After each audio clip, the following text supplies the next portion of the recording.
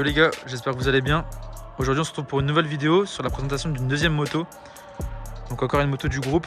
Aujourd'hui je vous présente la Beta RR de Enzo. Voilà, donc on va faire le tour esthétiquement. On va parler également du moteur, de la cycle. Et puis il va se présenter et puis bah voilà. J'espère que cette vidéo vous plaira. Bonjour, je m'appelle Enzo, j'ai 16 ans, donc je suis de 62. Aujourd'hui, je vais vous présenter cette Beta RR de 2020.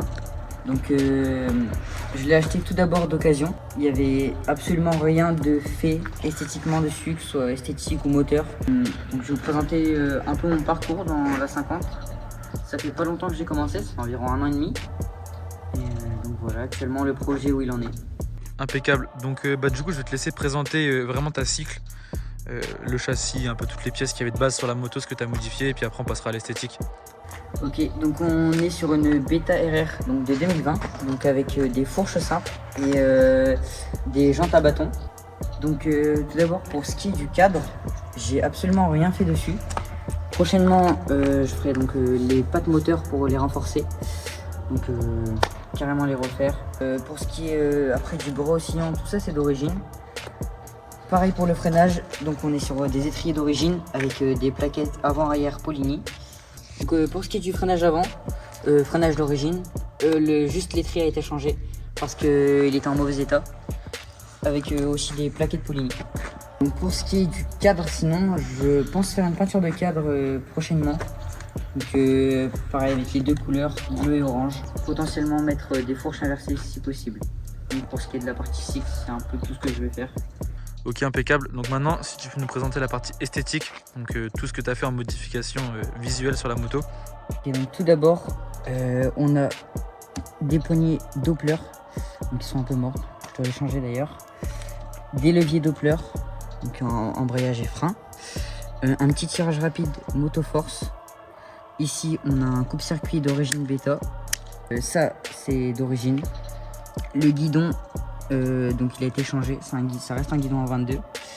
On a une petite mousse de guidon en bleu. Je pense que je vais aussi la changer. Donc là on a le Komodo et un petit rétro pour rester homologué.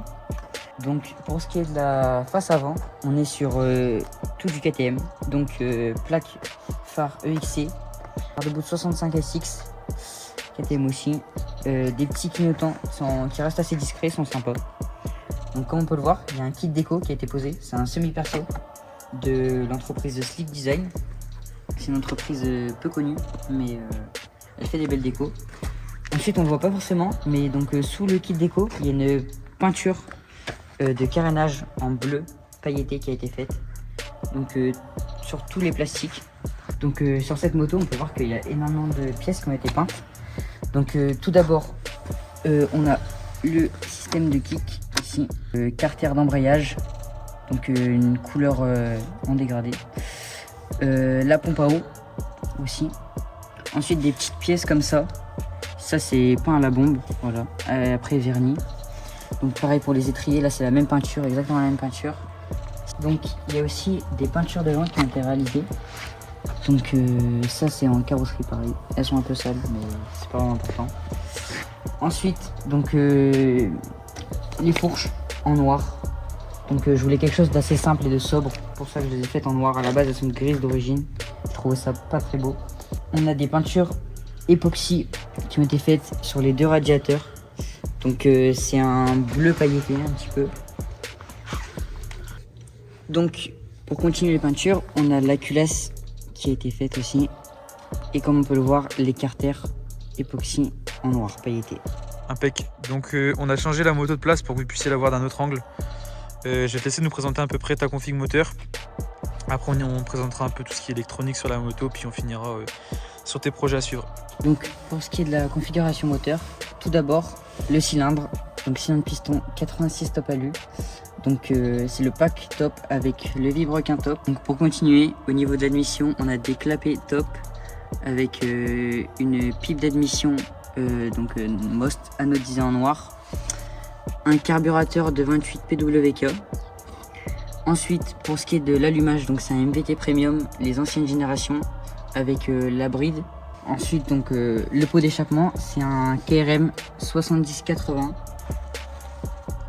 Pour ce qui est de l'embrayage, on est sur des disques d'embrayage stage 6. Tout ça, c'est monté sur des doubles radiateurs. Donc on a le radiateur d'origine bêta et un radiateur d'MRT. Donc les deux ont été peints.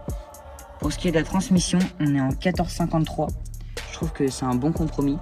Donc cette transmission, elle est assez bien parce que avec le pignon de 14, on a quand même de la pointe, mais ça reste toujours aussi coupleux.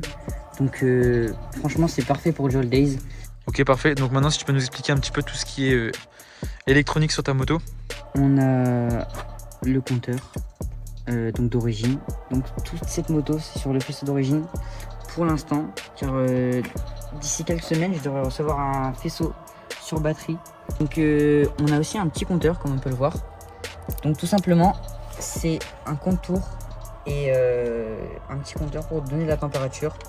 Donc ça permet vraiment de fiabiliser votre moto si vous roulez tous les jours, surtout pour savoir quand est-ce que vous pouvez taper dans votre moto sans qu'elle soit trop froide. Donc c'est pour ça que j'ai fait ce choix et je trouve que vraiment c'est parfait. Ça rajoute un peu de charme à la moto et honnêtement j'ai pas de problème pour l'instant avec, tout fonctionne. Donc il faut savoir que sur cette moto j'ai tout ce qui est homologué. Donc j'ai les phares, j'ai les clignotants, j'ai le rétro, les clignotants arrière, le feu avant et la plaque. Donc sur 150, j'ai prévu de faire un gros projet. C'est ce que vraiment je voudrais. C'est vraiment ce qui me passionne le plus. Vraiment, je suis passionné de ça. Et je trouve qu'actuellement, c'est quand même un beau petit projet. Ok, parfait. Donc si maintenant tu peux nous présenter un peu les projets futurs sur cette moto, les pièces que tu aimerais changer par la suite en priorité. Donc ce que j'aimerais changer sur cette moto, tout d'abord, c'est vraiment les fourches. Les fourches inversées, donc qui devraient arriver prochainement si j'ai le budget. Ensuite, une petite housse de selle, donc 100% personnalisée. Ça rajouterait vraiment du charme à la moto. Donc voilà, c'est un peu tout pour cette présentation. Si vous voulez suivre le reste de mon évolution, donc il y aura mes réseaux en description. Et donc pour ce qui est de mes réseaux actuels, c'est sur Insta, donc beta-by. C'est pas du tout ça, c'est un fils de... Du coup, pour ce qui est de mes réseaux, vous avez mon Instagram, c'est beta-enzo18. Pareil pour TikTok. N'hésitez pas à aller vous abonner, ça me donnerait énormément de force, surtout pour mes projets futurs. Merci à vous. Voilà, impeccable. Donc j'espère que cette petite vidéo vous aura plu. J'ai essayé de faire un format un peu plus long que la première. N'hésitez pas à me dire ce que vous en pensez du coup en commentaire, à me donner des petits avis sur des choses que je pourrais m'améliorer. Si aussi vous voulez voir d'autres types de vidéos, après pour l'instant la moto, la mienne, ne roule pas encore, elle n'est pas encore finie. Je vous ferai une présentation également par la suite. Mais j'aimerais bien faire des petites vidéos roulage et tout avec les potes. Voilà, j'espère que cette vidéo vous aura plu. N'hésitez pas à liker, à mettre un petit commentaire et puis à vous abonner surtout. Voilà, à la prochaine.